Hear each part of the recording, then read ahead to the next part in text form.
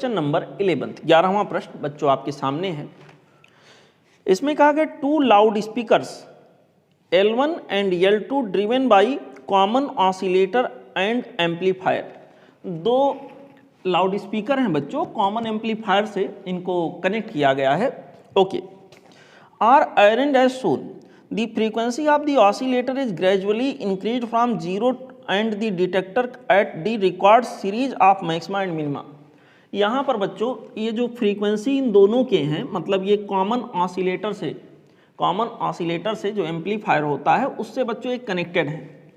तो यहाँ पे जो ऑसिलेटर से एक कनेक्टेड है, ये ऑसिलेटर है, एम्पलीफायर यहाँ से कनेक्टेड है, इसका वायर यहाँ से ये जुड़ा हुआ है और यहाँ से, तो इसकी फ्रीक्वेंसी लगातार करें बढ़ाते गए और फ्रीक्वेंसी को ग्रेजुअली इंक्रीज, धीरे धीरे इंक्रीज किया गया है। और यहाँ पे डिटेक्टर चेक कर रहा कि कब मैक्सिमम और कब मिनिमम मिल रहा है। तो हमसे कहा गया है if the speed of sound is 330 meter पर second in the frequency at which first maximum is observed. तो कह रहे कौन सी फ्रीक्वेंसी ऐसी होगी, बढ़ाते गए 0 से धीरे धीरे धीरे धीरे, कौन सी फ्रीक्वेंसी ऐसी होगी कि यहाँ पर जब वो पहला मैक्सिमा रिकॉर्ड करेगा। बच्चों इसके लिए हमें ये देखना होगा कि ये 2 सोर्सेज हैं, ये दोनों सोर्सेज से वेव चला। एक साउंड वेव सोर्स नंबर 1 से चला यहाँ से, और एक सोर्स यहाँ साउंड नंबर स्पीकर नंबर 2 से चला यहाँ से। इन दोनों का यहाँ क्या होगा, सुपरपोजिशन। सुपरपोजिशन होने से अगर कंस्ट्रक्टिव हुआ तो मैक्सिमा मिलेगा, डिस्ट्रक्टिव हुआ तो मिनिमा मिलेगा। तो यहाँ पूछा पहला मैक्सिमा कब मिलेगा, उसके लिए हमें क्या करना होगा, ये 2 वेव जो जा रहे हैं इन दोनों के बीच में बच्चों पाथ का डिफरेंस निकालना होगा सबसे पहले। तो अगर पाथ का डिफरेंस निकालें, देखिए यहाँ 9 मीटर ये है, ये 40 मीटर है, तो ये आपका आ जाएगा स्क्वायर रूट के अंदर 40 का स्क्वायर 1600 प्लस 9 का स्क्वायर 81, ये हो गया बच्चों स्क्वायर रूट के अंदर 1681। इसको सॉल्व करोगे, स्क्वायर रूट निकाल के आप लोग चेक करिएगा बेटा, 41 मीटर मिलेगा ये। अगर ये 41 मीटर है, ये 40 मीटर है, तो दोनों के बीच में जो पाथ का डिफरेंस आएगा, आई रिपीट वंस अगेन, इन दोनों के बीच में बच्चों जो पाथ का डिफरेंस आएगा वो पाथ का डिफरेंस आपके पास हो जाएगा, पाथ डिफरेंस डेल्टा या डेल्टा एक्स कह सकते हैं, ये 41 माइनस आप 40 दैट इज 1 मीटर। पाथ का डिफरेंस 1 मीटर हो गया। अगर यहाँ मैक्सिमा लाना है, अभी मैं देख रहा हूँ पाथ का डिफरेंस जो है परमानेंट 1 मीटर के बराबर है। अगर यहाँ मैक्सिमा हमें लाना है तो मैक्सिमा लाने के लिए फॉर मैक्सिमा जो पाथ का डिफरेंस है बच्चों 1 n लैम्बडा के इक्वेट होना चाहिए, लैम्बडा का इंटीग्रल मल्टीपल या इवन मल्टीपल ऑफ लैम्बडा होना चाहिए। तो इवन मल्टीपल ऑफ लैम्बडा होने का क्या सेंस हुआ, यहाँ पर पहला जब मैक्सिमा मिला होगा, यहाँ पर पहला maxima for first maxima to occur, first maxima, पहले मैक्सिमा के लिए क्या होगा, ये डेल्टा यानी पाथ डिफरेंस की जो वैल्यू है n की जगह 1 रख देंगे, केवल लैम्बडा आना चाहिए। और पाथ डिफरेंस परमानेंटली कितना है 1, यहाँ के अंदर बच्चों यही हमारे पास हो गया 1 के बराबर। इसका मतलब यहाँ लैम्बडा की वैल्यू पहले मैक्सिमा के केस में क्या आ जाएगा 1 मीटर। अगर लैम्बडा की वैल्यू पहले मैक्सिमा के लिए 1 मीटर है तो उस समय फ्रीक्वेंसी क्या रही होगी इस डिटेक्टर की, जो फ्रीक्वेंसी इसकी चली होगी वही इसको मिली होगी। मतलब इन स्पीकर्स में से जो वेव निकल रहे हैं उनकी फ्रीक्वेंसी क्या रही होगी बच्चों, फ्रीक्वेंसी की value f equal to v upon lambda, और v की वैल्यू 330 इस क्वेश्चन के अंदर दिया गया है मीटर पर सेकेंड, अपॉन लैम्बडा की वैल्यू बेटा 1 मीटर। इसका मतलब ये जो पहली फ्रीक्वेंसी जिस पे मैक्सिमा हमें ऑब्टेन्ड होगा वो होगा यहाँ के अंदर 330 हर्ट्ज। तो frequency at which first maxima will occur, this is 330 hertz. Okay, अगर ऑप्शन में मैं इसको खोजूं कि कौन सा ऑप्शन सही जा रहा है तो यहाँ के लिए करेक्ट चॉइस आपका होगा बच्चों option B. Okay, correct choice that we will consider in this particular question, this is option B. Okay बच्चों, this is the solution for the question number 11th. Now let's enjoy question number next one. We have question number 12. Question number 12 says 2 tuning forks have frequency 380 and 384 Hz respectively.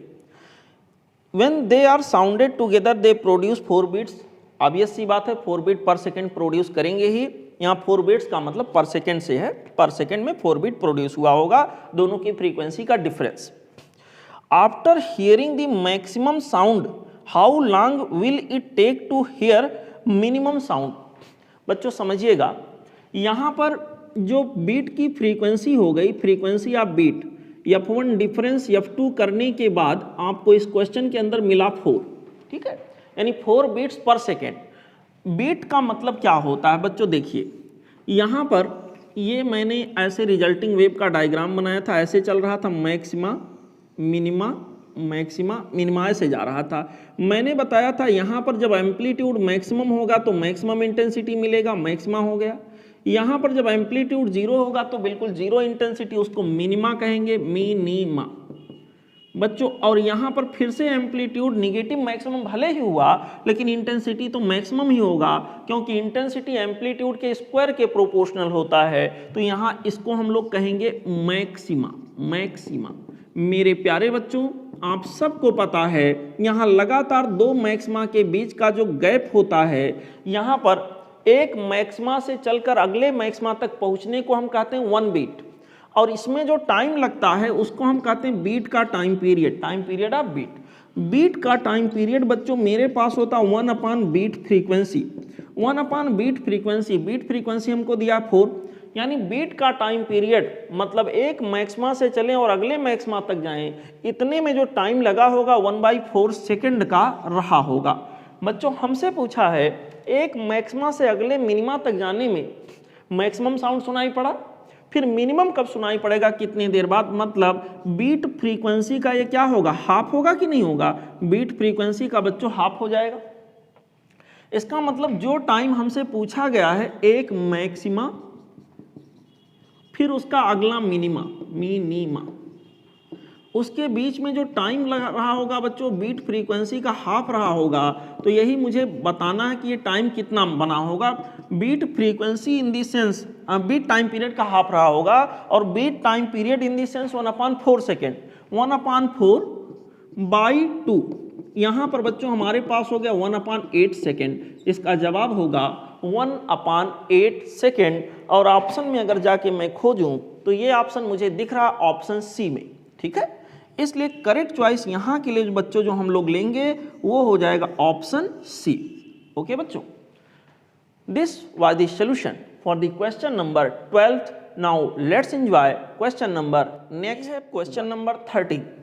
Question number 13 says cos 2 theta this is equal to 3/4। Okay, हमसे पूछा cos theta की value क्या रहा होगा। अगर cos 2 theta इतना है तो cos थीटा कितना रहा होगा। हमें पता है बच्चों cos 2 थीटा इक्वल टू हो जाएगा 2 cos square theta minus of 1। ये इक्वेशन आपको मालूम होगा, cos square theta minus sine square theta, 2 cos square theta minus 1 या 1 माइनस 2 साइन स्क्वायर थीटा, ये सब होते हैं इक्वल टू cos 2 थीटा के। बच्चों cos 2 थीटा जिसको मैंने यहाँ लिखा, इसकी वैल्यू हमको दिया गया 3/4 equal to 2 cos square theta minus of 1। बेटा यहाँ पे 2 cos स्क्वायर थीटा की वैल्यू इसको इधर लेके आए, 1 हो गया प्लस में 1 + 3 अपान क्या हो गया 4। ऐसे मेरे प्यारे बच्चों इसको सॉल्व करेंगे तो यहाँ के अंदर बच्चों ये हो जाएगा 4 + 3 यानी 7 क्या हो गया 4, 7/4 इक्वल टू हो गया 2 cos स्क्वायर थीटा। और इस तरह से cos स्क्वायर थीटा की वैल्यू बच्चों हमारे पास हो जाएगा कितना 7/7 इसको सॉल्व करेंगे आ जाएगा 8, 7/4 × 2 ऐसे लिख सकते हैं। इसलिए cos थीटा यहाँ से निकालेंगे बेटा हमारे पास आ जाएगा स्क्वायर रूट के अंदर 7 / 2 तो बाहर आ जाएगा, और यहाँ के अंदर बच्चों मेरे पास या सीधे सीधे अगर लिखें तो ऐसे लिख सकते हैं स्क्वायर रूट के अंदर 7/8।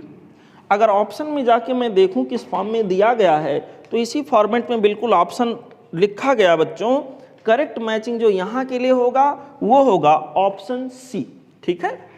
करेक्ट मैचिंग इस पर्टिकुलर क्वेश्चन में अगर मैं देखूं बच्चों तो वो होगा ऑप्शन सी।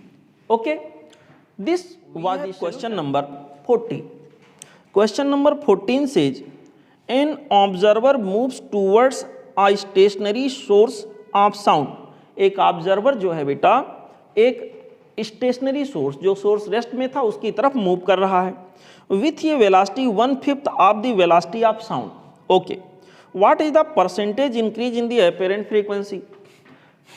ये ऑब्जर्वर महोदय हैं बच्चों, ये ऑब्जर्वर जी इस तरह से मूव करता हुआ जा रहे हैं, इनकी वेलोसिटी ऑब्जर्वर की 1/5 ऑफ द साउंड वेलोसिटी के इक्वल है। ओके, और सोर्स जो है, जो साउंड को प्रोड्यूस कर रहा था, वो सोर्स बच्चों यहाँ कहीं है और वो रेस्ट में है। सोर्स की स्पीड क्या है? 0। हमसे कहा गया है कि एपेरेंट फ्रीक्वेंसी जो इनको सुनाई पड़ेगा वो कितना परसेंट डिफर करेगा, या यहाँ पर परसेंटेज चेंज पूछा गया है। हमसे पूछा what is the percentage change in the apparent frequency, मतलब रियल फ्रीक्वेंसी के कंपैरिजन में एपेरेंट फ्रीक्वेंसी में जो चेंज आएगा परसेंटेज, वो कितना होगा। बच्चों मान लिया यहाँ से real frequency actual frequency f0 था, लेकिन ये जो साउंड चला है बच्चों, इसको डिफरेंट फ्रीक्वेंसी, बढ़ी हुई फ्रीक्वेंसी अपीयर होगा, क्योंकि ये साउंड की तरफ जा रहा है, सिप्रेशन सोर्स की तरफ जा रहा है, सिप्रेशन क्या हो रहा है? डिक्रीज हो रहा है। तो यहाँ पर अपीयरेंट फ्रीक्वेंसी अगर मैं निकालूं तो अपीयरेंट फ्रीक्वेंसी होगा real frequency multiplied by V minus minus, यहाँ पर बच्चों वी वो, यहाँ पर वी एस, यहाँ प्लस माइनस मैंने बताया था लगाना होता, प्लस माइनस, फिर उसको चेक करना होता कहाँ पे प्लस लेना है कहाँ पे माइनस। मेरे प्यारे बच्चों यहाँ के अंदर आ गए F divided by F not, ऐसे लिख लेते हैं। जहाँ तक साउंड ऑफ वेलोसिटी है उसको मैंने साउंड की वेलोसिटी है उसको मैंने वी मान रखा है। यहाँ ऑब्जर्वर मूव कर रहा, ऑब्जर्वर जो मूव कर रहा बेटा वो साउंड की वेलोसिटी के अपोजिट जा रहा है। इट मीन्स यहाँ के अंदर क्या होगा? माइनस साइन हम प्रीफर करेंगे, और माइनस प्रीफर करेंगे तो एक माइनस ऑलरेडी यहाँ प्लस हो जाएगा, plus velocity of observer divided by यहाँ के अंदर हो जाएगा v, और यहाँ सोर्स तो है रेस्ट में, जब रेस्ट में है तो वहाँ प्लस माइनस का कोई मतलब नहीं। जो ऑब्जर्वर की वेलोसिटी मैंने यहाँ लिखा बच्चों दैट इज v/5, तो यहाँ vo की जगह हम लिख देंगे v/5। Okay, f divided by F naught, this will be equal to, बच्चों इसको सॉल्व करोगे तो यहाँ पर आ जाएगा 6v divided by 5 divided by v, यानी 6/5। यहाँ के अंदर ये वैल्यू हमारे पास आ गया 6/5। अब मुझे परसेंटेज चेंज देखना है। परसेंटेज चेंज का मतलब f minus of F naught divided by F not into 100। तो इसके लिए हम एक काम करते, दोनों साइड -1 कर देते हैं। दोनों साइड -1 करेंगे बच्चों तो f divided by F naught minus of 1 equal to 6/5 minus of 1। मेरे प्यारे बच्चों, मेरे अच्छे बच्चों, मेरे सच्चे बच्चों, f minus of F naught divided by F naught, this will be equal to 6/5 minus 1, यानी कि 1/5 यहाँ आ गया 1/5। बच्चों इसको लिख सकता हूँ delta f divided by F naught equal to 1/5। Percentage change अगर देखना है तो फ्रैक्शनल चेंज हुआ या रिलेटिव चेंज कह सकते हो।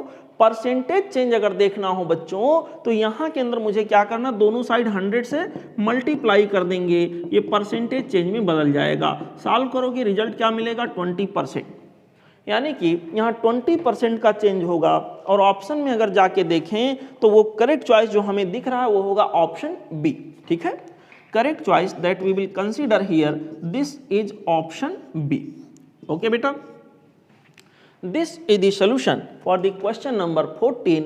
Now let's enjoy question number next one. Now we have question number 15. Question number 15 is from organ pipe. This question says an organ pipe of length capital L is open at one end and closed at other end. Okay, the wavelength of the three lowest resonating frequencies that can be produced by this pipe are. यहाँ पे बच्चों एक organ pipe है, एक and उसका close है, तो obviously close organ pipe की बात हो रही होगी, उसमें कोई डाउट वाली बात होनी नहीं चाहिए। ये हमारे पास रहा क्लोज ऑर्गन पाइप। यहाँ पे बच्चों सक्सेसिव अगर इसमें देखें क्या क्या रेजोनेटिंग कंडीशन बनेंगे, कौन कौन से मोड्स बन सकते हैं, तो यहाँ पर 3 जगहें, 3 खास बातें, 3 मोड के बारे में पूछा गया कि 3 लगातार, यहाँ लगातार ही मान के चलेंगे, जो मोड्स बनेंगे उनके बीच में यहाँ पर उनका वेवलेंथ क्या क्या होगा यल के रेस्पेक्ट में। इसका लेंथ पाइप का यल है, और यहाँ के अंदर बच्चों इसका तीसरा ऐसे ही वही पाइप है, अलग अलग सिचुएशन उसका दिखा रहे हैं। यहाँ के अंदर बच्चों यल है, ऐसे समझिए। यहाँ पे इसका लेंथ भी यल लिया गया है, ऐसे सब लोग सीखो। मेरे प्यारे बच्चों यल यल यल ये तीनों का लेंथ है। और अब देखिए जरा ध्यान से क्या हुआ यहाँ पर। बच्चों ये हमारे पास इस तरह से, अगर इसका फंडामेंटल मोड देखें तो कुछ ऐसे होगा, ठीक है, फंडामेंटल मोड कुछ ऐसे हो गया। अगला मोड जो इसका बनेगा, यहाँ पर नोड, यहाँ पर तो पक्का है एंटी नोड, अभी एक नोड और एक एंटी नोड थे बच्चों, अब यहाँ के अंदर एक नोड एक एंटी नोड और नोड के बाद फिर एंटी नोड, फिर यहाँ के अंदर नोड, ऐसा कोई सिचुएशन यहाँ क्रिएट होगा। तो यहाँ के अंदर जो हमारे वाइब्रेशंस होंगे वो लगभग इस तरह से अपीयर होंगे, समव्हाट लाइक दिस, ऐसे समव्हाट लाइक दिस, इस तरह से। और अगले में बच्चों यहाँ के अंदर 3 नोड्स होंगे और 3 एंटी नोड्स होंगे। यहाँ के अंदर नोड्स और यहाँ एंटी नोड पक्का है। यहाँ के अंदर एक नोड एक एंटी नोड, फिर अगला नोड, फिर एंटी नोड, फिर अगला नोड, फिर एंटी नोड। यहाँ पर टोटल 3 नोड्स और 3 एंटी नोड्स बनेंगे। अगर मैं इसको वाइब्रेशन दिखाऊं कैसे होगा, तो that will appear like this, ठीक है बच्चों, इस तरह से लगभग में एक डायग्राम बन रहा समझाने वाला। यहाँ के अंदर बच्चों इस तरह का सिचुएशन यहाँ क्रिएट होगा। अब यहाँ पर जो वेवलेंथ होगा बेटा वो सबसे ज़्यादा होगा, यहाँ पर थोड़ा कम हो गया और ज़्यादा कम हो गया। तो अगर एक एक को कंपेयर करें तो यहाँ के अंदर हमारे पास ये दूरी एंटी नोड और यहाँ है नोड, इनके बीच का जो डिस्टेंस होगा, अगर यहाँ वेवलेंथ लैम्डा है तो लैम्डा बाई 4, ये वाला लेंथ जो हमारे पास होगा ये लैम्डा बाई 4 के इक्वल होगा। तो लैम्डा की वैल्यू यहाँ के अंदर क्या हो गया बच्चों, 4L, ठीक है, लैम्डा की वैल्यू यहाँ पर 4L। यहाँ देखें, यहाँ पर बच्चों लैम्डा बाई 4, यहाँ नोड और यहाँ एंटी नोड, यहाँ माफ करिएगा, यहाँ एंटी नोड और यहाँ के अंदर नोड, ये रहा नोड और ये रहा एंटी नोड, ये रहा नोड, ऐसे बच्चों lambda by 4, lambda by 4, lambda by 4, तो टोटल लेंथ उतना ही है, बस अर्थ यह इक्वल टू हो जाएगा 3 लैम्डा बाई 4। और इस तरह से बच्चों L की लैम्डा की वैल्यू अब जो हमें मिलेगा वो मिल जाएगा 4L/3, ऐसे हो गया बच्चों यहाँ लैम्डा की वैल्यू 4L/3। दूसरे सिचुएशन में अगला जो रेजोनेटिंग कंडीशन बनेगा उसमें देखते हैं, यहाँ पर बच्चों lambda by 4, lambda by 4, lambda by 4 ऐसे 5 बार आएगा, यानी L की वैल्यू यहाँ पर आ जाएगा 5 लैम्डा बाई 4, यानी लैम्डा की वैल्यू 4L बाई क्या हो जाएगा 5, ठीक है, 4L/5। यहाँ एक सीरीज बनता है बच्चों 4L/1, 4L/3, 4L/5, यानी ऊपर 4L है और नीचे फिक्स है, ऑड नंबर आता चला जाएगा। पहले केस में 1, अगले केस में बच्चों 3, अगले केस में 5, अगले केस में 7, ऐसे डिनोमिनेटर में आता चला जाएगा। तो फिलहाल सक्सेसिव यहाँ लैम्डा जो हमारे पास होंगे, वेवलेंथ जो यहाँ बनेंगे बच्चों, उनका वैल्यू 4L, 4L/3, 4L/5 ऐसे कुछ आएगा। और ऑप्शन में जाके अगर चेक करता हूं तो ये मैचिंग मुझे दिख रहा है ऑप्शन डी में, ठीक है। और इसलिए यहाँ के लिए जो करेक्ट चॉइस हम लोग लेंगे बेटा वो हमारे पास आ जाएगा ऑप्शन डी, ठीक। This is the solution for the question number 15। Now let's enjoy question number next. We have question number 16। Question number 16 says a closed organ pipe has length capital L. There, the air in it is vibrating in third overtone with maximum amplitude capital small a, माफ करिएगा small a. The amplitude at a distance of L/7 from the end of the pipe. बच्चों यहाँ के अंदर जो closed organ pipe है, अगर मैं एक स्ट्रक्चर बना के ऐसे दिखाऊं, ऐसे हॉरिजेंटल में दिखा देता हूं, ऐसे समझिएगा आप लोग बेटा। यहाँ के अंदर अगर फंडामेंटल मोड होता है तो एक नोड यहाँ मिलेगा और एक एंटी नोड यहाँ मिलेगा। अगर फंडामेंटल मोड होता तो यहाँ के अंदर क्या मिलता, एक नोड और एक एंटी नोड, ये पूरा 1/2 लूप यहाँ के अंदर बनता है, ऐसे ऐसे बनाते, समझ गए होंगे। यहाँ पर एंटी नोड पक्का है बनता है, यहाँ नोड पहले केस में। तो यहाँ जो फ्रीक्वेंसी हमें मिलती है बेटा वो हमारे पास मिलता है F0, फिर मिलता है 3F0, फिर यहाँ मिलता है 5F0, फिर यहाँ मिलता है बच्चों 7 टाइम्स ऑफ F0, ऐसे। यानी कि ये जो केस क्रिएट होगा थर्ड ओवरटोन, इसको कहेंगे पहला ओवरटोन, इसको कहेंगे दूसरा ओवरटोन, इसको कहेंगे तीसरा थर्ड ओवरटोन। थर्ड ओवरटोन मतलब 7F0। पहले केस में जब F0 का केस था तो एक नोड एक एंटी नोड, यहाँ के अंदर बच्चों 2 नोड 2 एंटी नोड बनेंगे, यहाँ के अंदर 3 नोड 3 एंटी नोड बनेंगे और यहाँ पर 4 नोड 4 एंटी नोड बनेंगे। तो मैं आप लोगों को समझाने के लिए यहाँ पर एक ऐसा ही एक कन्वीनियंट स्ट्रक्चर ले रहा हूँ। देखें, पूरा आप बनाओ ना बनाओ, एकदम से वेव फॉर्म दिखाओ ना दिखाओ, बशर्ते आपको एक चीज़ यहाँ पर दिखा देना है, कितने नोड यहाँ पर बनेंगे, 1 नोड 1 एंटी नोड, यहाँ 2 node 2 anti node, 3 node 3 anti node, 4 node 4 anti node, इसकी बात हो रही है थर्ड ओवरटोन। तो यहाँ पर 4 नोड दिखाने हैं और 4 एंटी नोड दिखाने हैं, यानी कि टोटल यहाँ के अंदर 8 पॉइंट बनने हैं। देखिए, नोड एंटी नोड, ये नोड हो गया, ये एंटी नोड हो गया, फिर यहाँ पर नोड, फिर यहाँ पर बच्चों ऐसे क्या आगे एंटी नोड, समझाने वाला एक डायग्राम बना रहे हैं, फिर यहाँ पर उतने डिस्टेंस आगे बढ़ेंगे नोड, फिर बढ़ेंगे एंटी नोड, फिर बढ़ेंगे कहीं नोड आएगा, फिर ऐसे बढ़ते जाएंगे, फिर कहीं बच्चों एंटी नोड आएगा, ऐसे यहाँ पर anti node node anti node ऐसे हो गया। देखिए यहाँ पर 1 नोड 1 एंटी नोड, ये पहले वाले F0 का केस बनता अगर इतना ही होता। तो यहाँ के अंदर फिलहाल हम इसकी बात करें तो मुझे क्या दिखाना, 4 node and 4 anti node, 1 2 3 4 node हो गए, 1 2 3 4 एंटी नोड हो गए। तो बच्चों यहाँ के अंदर इस पूरे पाइप का लेंथ L है। अगर मैं देखूं तो ये वाला लेंथ, ये वाला लेंथ, ये वाला लेंथ, ये सब λ/4 के इक्वल है। तो λ/4 λ/4 λ/4 λ/4 λ/4 ऐसे चलते चले जाओगे तो बच्चों ये लेंथ हमारे पास आ गया 7 λ/4 के इक्वल। इस हिसाब से देखा जाए तो 7 λ/4 के इक्वल आ गया, यानी कि यहाँ के अंदर बच्चों लैम्बडा की जो वैल्यू हमारे पास निकल के आया वो हो जाएगा 4L डिवाइडेड बाई 7, ऐसे आ गया। ठीक है बेटा, और आपको शायद ये ऑलरेडी याद हो कि यहाँ 4th मोड में जाएंगे तो यहाँ पर 7 आ जाएगा, अभी इसके पहले वाले सवाल में मैंने बताया है। अब देखो यहाँ पर उन्होंने कहा सर उस जगह एम्पलीट्यूड बताइए जहाँ पर लेंथ जो हो, जहाँ पर लेंथ जो हो हमसे कहा गया है L/7 हो, यानी कि क्लोज्ड इंड से L/7 पर अगर जाएं तो पहले मैं चेक करता हूँ ये मिलेगा कहाँ। बच्चों L/7 का मतलब पहले निकाल लेते हैं, क्या होगा L/7 का मतलब, यहाँ पर L की वैल्यू आप देखें क्या है 7 λ/4, L के जगह पर लिख देते हैं 7 λ/4 डिवाइडेड बाई 7, यानी कि आ गया λ/4, यानी क्लोज्ड इंड से λ/4 डिस्टेंस पर जाकर मुझे चेक करना है कि यहाँ एम्पलीट्यूड क्या होगा। तो बच्चों इसके स्थान पे मैं लिख सकता हूँ λ/4, यानी इस पोजीशन पर हमें चेक करना है कि भाई एम्पलीट्यूड क्या होगा। इस पोजीशन पर बच्चों एंटी नोड है और एंटी नोड पर एम्पलीट्यूड मैक्सिमम होगा।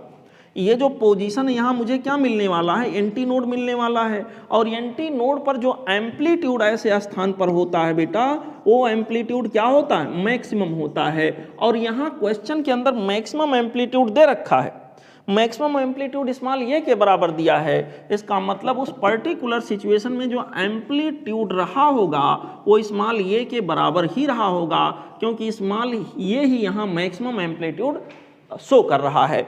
तो यहाँ के अंदर बच्चों जो करेक्ट चॉइस इस तरह से होगा वो होगा ऑप्शन ए। ठीक है, करेक्ट चॉइस अगर मैं यहाँ चॉइस वाइज भी देखूँ तो ये वैसे भी है और ऑप्शन भी इसका करेक्ट होगा ये ही। ठीक है, this was the solution for the question number 16।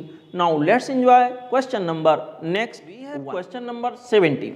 Question number 17 says the graph between velocity square and temperature capital T of gas is.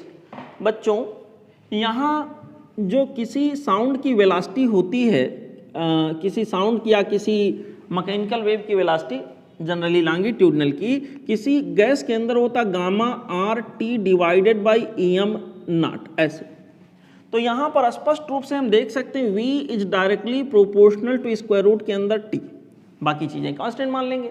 यहाँ के अंदर बच्चों V square directly proportional to T होगा, लेकिन ध्यान रहे यहाँ पर इस इक्वेशन में जो ये T लिया जाता है ये केल्विन में होता है।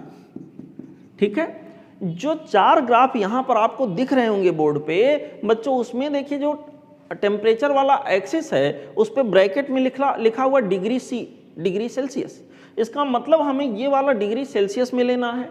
बच्चों वी स्क्वायर ऐसे लिख सकते हैं, V square equal to something constant, something constant को कुछ भी नाम दे दीजिए, सपोज करिए के, कोई एक कांस्टेंट है, इनटू क्या हो गया टी, और यहाँ पर वी स्क्वायर इक्वल टू हो जाएगा के, टी के जगह पर हो जाएगा 273 प्लस आप यहाँ के अंदर बच्चों कैपिटल टी अगर डिग्री सेल्सियस में है तो डिग्री सेल्सियस में टेम्परेचर जो होगा, डिग्री सेल्सियस में जो टेम्परेचर होगा, केल्विन क्योंकि ये था तो इसके जगह लिखेंगे डिग्री सेल्सियस का टेम्परेचर प्लस 273, ये लिखना पड़ेगा हमें। तो इस वजह से हमें एक चीज़ दिख रहा होगा, वी स्क्वायर इक्वल टू के टी जो कि डिग्री सेल्सियस में टी है, प्लस आप के इंटू 273 ऐसे लिख सकते हैं बच्चों, यहाँ के अंदर 273 के, y equal to M X plus C से कोरिलेट हो रहा है, और यहाँ के अंदर y एक्सिस पर हम बनाएंगे वी स्क्वायर वाला एक्सिस, और x एक्सिस पर हम लोग दिखाएंगे बच्चों टेम्परेचर जो कि डिग्री सी में है, और यहाँ पर इंटरसेप्ट भी कटने वाला, ग्राफ तो स्ट्रेट लाइन होगा, इंटरसेप्ट भी इतने के बराबर कटेगा, यहाँ पर बच्चों इंटरसेप्ट कटेगा और ग्राफ कुछ ऐसे स्ट्रेट लाइन जा रहा होगा, यहाँ जो स्लोप होगा वो पॉजिटिव होगा। यहाँ के अंदर बच्चों फिलहाल जो हमारा करेक्ट चॉइस होगा इस तरह का ग्राफ होगा, और अगर मैचिंग ऑप्शन यहाँ पे देखें तो हमारा करेक्ट चॉइस होगा बच्चों ऑप्शन डी। करेक्ट चॉइस ऐसे पर्टिकुलर क्वेश्चन में, इस पर्टिकुलर क्वेश्चन में मेरे पास हो गया बच्चों ऑप्शन डी। इस तरह के क्वेश्चन में बच्चे यही गलती कर देते हैं कि यहाँ पर नो डाउट अगर ये केल्विन में लिखा होता टेम्परेचर, या ना भी मेंशन करते, कैपिटल टी लिखते तो केल्विन में ही मानते, तो यही ग्राफ कहाँ से जाता, ओरिजिन से जाता। लेकिन क्योंकि डिग्री सेल्सियस में मेंशन कर दिया गया, तो डिग्री सेल्सियस में अगर डिग्री सेल्सियस में टेम्परेचर 0 है तो भी यहाँ के अंदर बच्चों जो माफ करिएगा, अगर केल्विन में टेम्परेचर यहाँ के अंदर मैं कहता हूँ डिग्री सेल्सियस में टेम्परेचर 0 कर देंगे तो भी 273 आ रहा है स्क्वायर की वैल्यू। इसका मतलब 273 इंटू दिस वी स्क्वायर की, अगर टी की वैल्यू मैं 0 डिग्री सेल्सियस कर दूं तो भी वी स्क्वायर की वैल्यू पॉजिटिव आ रही है। यहाँ पे ग्राफ हमारा कुछ इस तरह का बनेगा, और ऑप्शन वाइज अगर देखें तो करेक्ट चॉइस यहाँ के लिए बच्चों मैंने बताया ऑप्शन डी होगा। ठीक है, this is the solution for the question number 17। Now let's enjoy question number 18। Question number 18 says two waves are approaching each other with a velocity of 20 meter per second and frequency n. Distance between two consecutive nodes. बच्चों दो wave करा एक दूसरे की ओर आ रहे हैं, मतलब एक दूसरे के एंटी पैरेलल ऐसे चल रहे होंगे। तो जब दो एक जैसे वेव एंटी पैरेलल चलेंगे तो उनका सुपरपोजिशन होगा, सुपरपोजिशन होने से स्टेशनरी वेव का फॉर्मेशन होगा। वहाँ पर बच्चों नोड्स और एंटी नोड्स बनेंगे। तो यहाँ के अंदर दोनों की फ्रीक्वेंसी n है, दोनों की फ्रीक्वेंसी n है। बच्चों यहाँ के अंदर हमसे कहा गया है जो हमारा बनेगा यहाँ के अंदर स्टेशनरी वेव, उसके अंदर बताइए दो लगातार नोड के बीच का डिस्टेंस क्या होगा। बच्चों दो लगातार नोड के बीच का जो डिस्टेंस होगा, सपोज डेल्टा x, ये होगा λ/2, और लैम्डा की वैल्यू बेटा यहाँ के अंदर हमारे पास होगा, lambda means wavelength equal to v by frequency, जो कि फ्रीक्वेंसी को उन्होंने n दिया हुआ है, v/n/2। इस तरह से डेल्टा x की वैल्यू बेटा हो जाएगा v/2n, और v वेलोसिटी उन्होंने हमको दिया है बच्चों 20 मीटर पर सेकेंड, तो यहाँ पर हो गया 20/2n यानी कि 10/n। तो करेक्ट चॉइस यहाँ के लिए जो हमारे पास होगा इस पर्टिकुलर क्वेश्चन में, लगातार दो नोड के बीच का डिस्टेंस क्या होगा, वो होगा बच्चों 10/n, जो भी यूनिट हो, यहाँ यूनिट मेंशन तो है मीटर पर सेकंड में, तो इतना मीटर हो जाएगा। इसके लिए करेक्ट आंसर होगा 10/n मीटर, और ऑप्शन जो होगा करेक्ट वो होगा बच्चों ऑप्शन बी। ठीक है, correct choice in this particular question will be here option B. Okay बच्चों, this was the solution for the question number 18. Now let's move down to question number next one. We have question number 19. Question number 19 says a string of 7 meter length has mass of 0.035 kg. Okay, if tension in the string is 60.5 Newton, then speed of wave on the string. बच्चों किसी string में चलने वाले wave की speed पूछा गया, जो कि बाई फार्मूला आएगा tension capital T divided by mass per unit length. यहाँ पर बच्चों टेंशन की वैल्यू आपको दिया गया है, टेंशन लेने की आवश्यकता नहीं है। उन्होंने हमको टेंशन फोर्स की वैल्यू दे दिया स्ट्रिंग के अंदर 60.5 न्यूटन। ओके, और यहाँ पर मास पर यूनिट लेंथ देखते हैं 7 मीटर बच्चों उसका लेंथ है और मास दिया है 0.03 kg, पूरे का मास, पूरे स्ट्रिंग का मास 0.035 किलोग्राम डिवाइडेड बाई, क्योंकि यहाँ स्मॉल m जो है मास पर यूनिट लेंथ है, डिवाइडेड बाई लेंथ, और लेंथ को दिया गया बच्चों 7 ऐसे। ठीक है, सॉल्व करके हमें आंसर निकाल लेना, सब कुछ MKS में ही दिया हुआ, देखते हैं क्या आ सकता है। देखिए यहाँ पे बच्चों ये v की वैल्यू जो आएगी वो हो जाएगा यहाँ के लिए 60.5, this whole much is multiplied by 7 divided by 0.035। एक काम कर लेते हैं, ऊपर नीचे न्यूमरेटर डिनोमिनेटर में 1000 से मल्टीप्लाई कर लेते हैं। तो यहाँ के अंदर बच्चों 1000 से मल्टीप्लाई करेंगे तो ये हो जाएगा 60.5 into 7 into 1000, this whole much is divided by 35। मेरे प्यारे बच्चों ये 5 बार गया, कैंसिल हो गया ऐसे, और इस तरह से इसको मैं सॉल्व करूं तो ये आ जाएगा 60.5। 60.5 को 605 लिख देते हैं और यहाँ पर मल्टीप्लाइड बाई 100 कर देते हैं डिवाइडेड बाई 5। इसको देखते हैं क्या आ सकता है ये। यहाँ के अंदर बच्चों इसको सॉल्व करेंगे, ये आ जाएगा यहाँ के अंदर 121 इंटू 100। बेटा 121 का जो स्क्वायर रूट होगा वो मेरे पास 11 आ जाएगा और 100 का स्क्वायर रूट 10, यानी कि 110 मीटर पर सेकेंड। यहाँ के लिए 110 मीटर पर सेकेंड आने का मतलब हुआ करेक्ट चॉइस यहाँ के लिए होगा बच्चों ऑप्शन सी। ठीक है, correct choice in this particular question will be here option C. ठीक, this was the solution for the question number 19. Now let's enjoy question number next one. We have question number 20. Question number 20 says two closed organ pipes when sounded simultaneously gave 4 beats per second. Okay, दो closed organ pipe हैं बच्चों, जब एक साथ दोनों को sound किया गया है तो उनके बीच फ्रीक्वेंसी का डिफरेंस रहा होगा 4 बीट पर सेकेंड, देने का मतलब F1 और F2 के डिफरेंस जो रहेंगे वो 4 होगा। कहा गया if longer pipe has length 1 metre then the shorter pipe will have length, और v की वैल्यू 300 मीटर पर सेकेंड लेने के लिए बोला गया साउंड की स्पीड। देखिए यहाँ पर बच्चों एक को मैं शॉर्टर पाइप मान लूंगा और एक को थोड़ा बड़ा करके दिखाता हूँ ऐसे ऐसे। यहाँ पर बच्चों कुछ नहीं बोला गया तो दोनों का फंडामेंटल मोड लेके मैं चलूंगा, इस तरह का सिचुएशन यहाँ क्रिएट होगा। यहाँ से जो फ्रीक्वेंसी हमारी निकलेगी बाई फार्मूला v अपान यहाँ के अंदर हो जाएगा 4L1 इसका लेंथ है, और यहाँ से जो फ्रीक्वेंसी जनरेट होएगी बेटा उसको मैं F2 लिखूंगा, F2 मेरे पास हो जाएगा v डिवाइडेड बाई 4L2 ऐसे। ऑब्वियसली जिसका लेंथ बच्चों ज़्यादा है L2 ग्रेटर देन L1 है तो बच्चों F2 हमारा लेस देन क्या हो जाएगा F1, उल्टा होगा, देख सकते हैं L नीचे आ रहा है। तो यहाँ पर जो हमारे पास बीट की फ्रीक्वेंसी होगी वो हो जाएगी बच्चों, बीट फ्रीक्वेंसी का मतलब हो जाएगा बड़ा माइनस छोटा F1 माइनस F2। अब इसको अगर हम सॉल्व करने जाएं बच्चों, देखें F1 माइनस F2 करेंगे, this v upon 4L1 minus v upon 4L2 करेंगे तो v अपान 4 हो जाएगा कॉमन, यहाँ के अंदर बचेगा 1 upon L1 minus of 1 upon L2, और बीट की जो फ्रीक्वेंसी यहाँ के अंदर इस क्वेश्चन में मिलने के लिए बोला गया वो है 4। ओके, यहाँ के अंदर बच्चों इसको 4 बताया गया, दिस इज 4।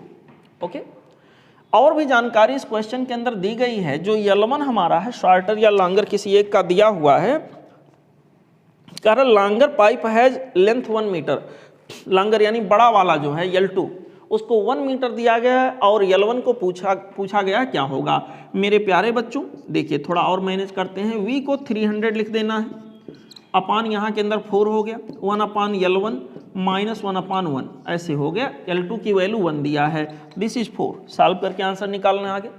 देखें आप लोग बच्चों यहाँ के अंदर क्या हो जाएगा, यहाँ के अंदर ये हो जाएगा 16 1 upon L1 minus of 1 equal to 16 upon यहाँ के अंदर हो गया 300, ऐसे लिख देते हैं 16 अपान 300। मेरे प्यारे बच्चों 16 4 इंटू 4 16 अपान 300, 1 अपान L1 की वैल्यू बच्चों यहाँ के अंदर हो जाएगा 1 प्लस 16 अपान 300।